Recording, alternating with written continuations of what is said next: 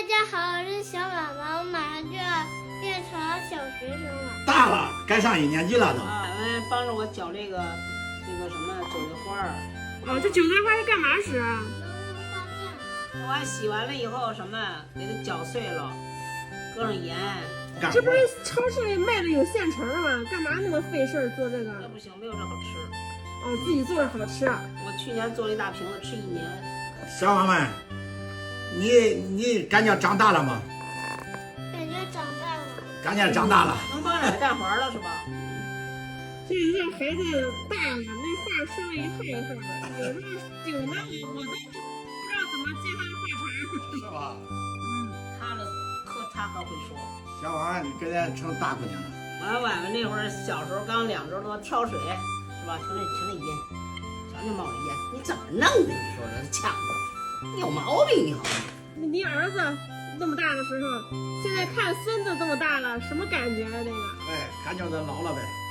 说婉婉都该上1年级了，我想起我儿子那会儿，好家伙，上幼儿园的时候不去，去这家伙。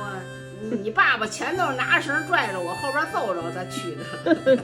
甚至我种的，就自己种的。现在想起来，他闺女都上1年级了，这叫人生如岁月，弹指一挥间，是吧？嗯，对，说的太好了。现在我儿子快40了。是啊。咱们婉婉给烧了血行吗？啊？脏。天天干着活儿。天天有洁癖。你有洁癖啊？洁癖。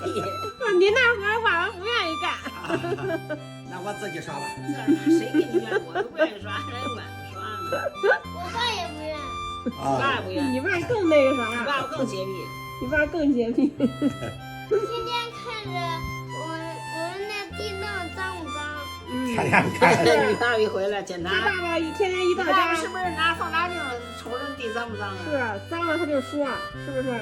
我爸爸一下班看那地脏就说我。嗨，那你得给帮着擦呗。你当下那地他妈抬着脚走了，那不走道了。儿子就想干。想干，你从小就想干。哎，爸爸，您就是说从年轻到现在都没有说特别讲究，为什么您儿子那么有洁癖呢？不知道。不是，我俩都邋遢。哎，随谁了？他干净惯了。嗯。儿子干净。什么干净？我想起来了，我记得波波说过，他姥爷好像爱干净。对。随着姥爷，我爸爸就是隔代遗传，这是遗传姥爷了。干净，这洁癖都。嗯，还有洁癖。